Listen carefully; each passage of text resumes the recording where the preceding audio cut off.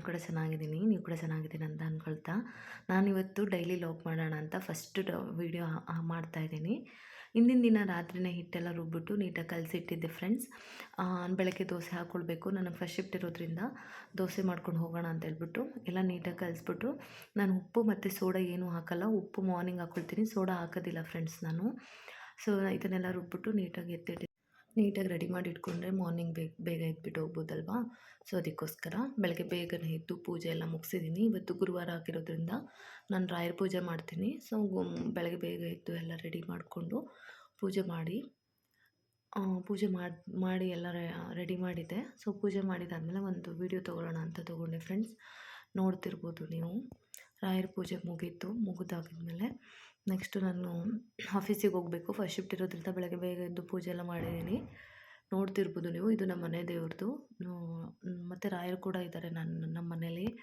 So ಮಾಡಿದಾದಮೇಲೆ ಬೆಳಗ್ಗೆ ಬ್ರೇಕ್ಫಾಸ್ಟಿಗೆಲ್ಲ ready ಮಾಡ್ಕೋಬೇಕಿತ್ತು. ಇವತ್ತು ಹುರುಳಿಕಾಳು ಚಟ್ನಿ ಮಾಡೋಣ ಅಂತೇಳ್ಬಿಟ್ಟು ಹುರುಳಿಕಾಳೆಲ್ಲ ಫಸ್ಟ್ ಹುರ್ಕೊಳ್ತಾ ಇದ್ದೀನಿ. ನೋಡ್ತಿರ್ಬೋದು ನೀವು, ಚಿಟಪಟ ಅನ್ನೋ ತನಕ ನೀಟಾಗಿ ಹುರ್ಕೊಳ್ಬೇಕು. ಅದನ್ನು ತುಂಬ ಕೆಂಪುಗೇನಾಗೋದು ಬೇಡ, ತುಂಬ ಚೆನ್ನಾಗಿರುತ್ತೆ ದೋಸೆ ಇಡ್ಲಿಗೆಲ್ಲ.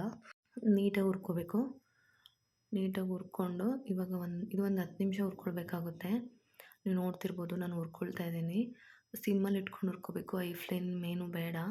ಇದು ಬೇಗ ಕಪ್ಪಾಗಿಬಿಡುತ್ತೆ, ಕಪ್ಪಾದರೆ ಟೇಸ್ಟ್ ಚೆನ್ನಾಗಿರಲ್ಲ ಅಲ್ವಾ. ಅದಕ್ಕೋಸ್ಕರ ಇದನ್ನೆಲ್ಲ ಹುರಿದಿಟ್ಟಿಟ್ಕೊಂಡು ನೆಕ್ಸ್ಟು ಚಟ್ನಿಗೆ ಹಾಕ್ಕೊಳ್ಬೇಕು. ಚಟ್ನಿ ಮಾಡೋಕ್ಕೆ ಏನೇನು ಬೇಕಂತ ಹಾಕ್ಕೊಳ್ತಾ ಇದ್ದೀನಲ್ವ. ಇವಾಗ ಸ್ವಲ್ಪ ಕಡಲೆಬೇಳೆ ಮತ್ತು ಕಡಲೆ ಬೀಜನೂ ಹುರ್ಕೊಳ್ತಾ ಇದ್ದೀನಿ. ಬರೀ ಹುರುಳಿಕಾಳು ಅಂದರೆ ಹೀಟ್ ಆಗಿಬಿಡುತ್ತೆ ಫ್ರೆಂಡ್ಸ್, ಮತ್ತು ಹೈಲಿ ಪ್ರೋಟೀನ್ ಅಂತಲೇ ಹೇಳ್ಬೋದು ಹುರುಳಿಕಾಳನ್ನ. ವೆಯ್ಟ್ ಲಾಸ್ ಮ್ಯಾನೇಜ್ಮೆಂಟಲ್ಲೆಲ್ಲ ಯೂಸ್ ಮಾಡ್ತಾರೆ. ತುಂಬ ಚೆನ್ನಾಗಿರುತ್ತೆ ಹುರುಳಿಕಾಳು ಚಟ್ನಿ. ಮೆಣಸಿನ್ಕಾಯಿ ಎಲ್ಲ ಹುರಿದಿಟ್ಕೊಂಡು ನೀಟಾಗಿ ಹಾಕ್ಕೊಂಡ್ಬಿಟ್ಟು ಹೊರಡೋಣ ಆಫೀಸಿಗೆ, ಲೇಟ್ ಆಗಿಬಿಡುತ್ತೆ ನನಗೆ ಅಂತ ರೆಡಿ ಮಾಡ್ಕೊಳ್ತಾ ಇದ್ದೆ. ಚಟ್ನಿಗೆ ಫಸ್ಟ್ ಎಲ್ಲ ಏನೇನು ಬೇಕೋ ಜೋಡಿಸಿ ಒಂದು ಕಡೆಗೆ ಎತ್ತಿಟ್ಕೊಳ್ತೀನಿ.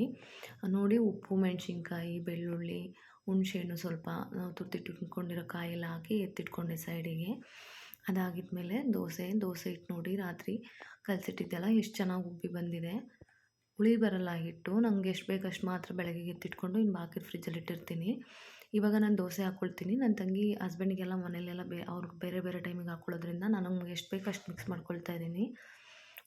ಉಪ್ಪು ಮುಂಚೆನೇ ಹಾಕಿಡೋದ್ರಿಂದ ಹುಳಿ ಬರುತ್ತೆ ಫ್ರೆಂಡ್ಸ್ ಹಿಟ್ಟು. ಅದಕ್ಕೋಸ್ಕರ ನಾನು ಯಾವಾಗ ದೋಸೆ ಬಿಟ್ಕೊಳ್ತೀನಲ್ವ ಆವಾಗಲೇ ನಾನು ಹಿಟ್ಟಿಗೆ ಉಪ್ಪು ಹಾಕೋದು, ಅಲ್ಲಿ ತನಕ ಹಾಕಿರಲ್ಲ.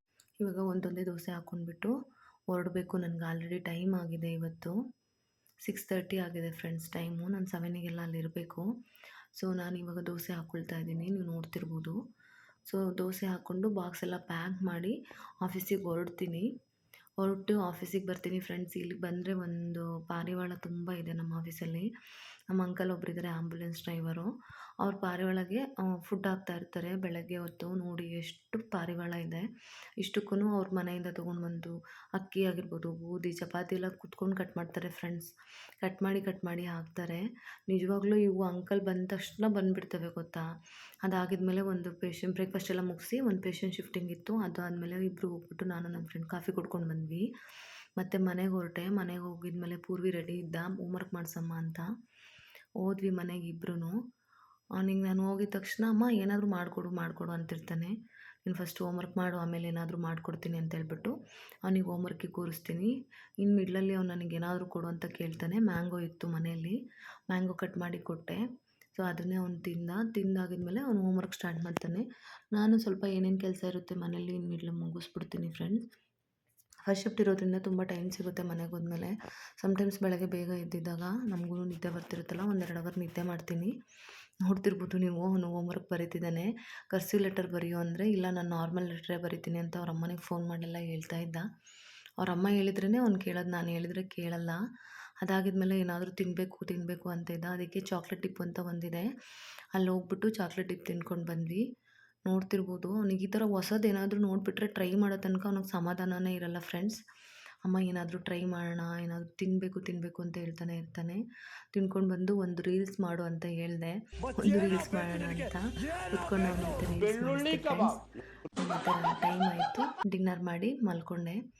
ಈ ವಿಡಿಯೋ ನಿಮ್ಗೆ ಇಷ್ಟ ಆಗಿದರೆ ಲೈಕ್ ಮಾಡಿ, ಶೇರ್ ಮಾಡಿ, ಸಪೋರ್ಟ್ ಮಾಡಿ.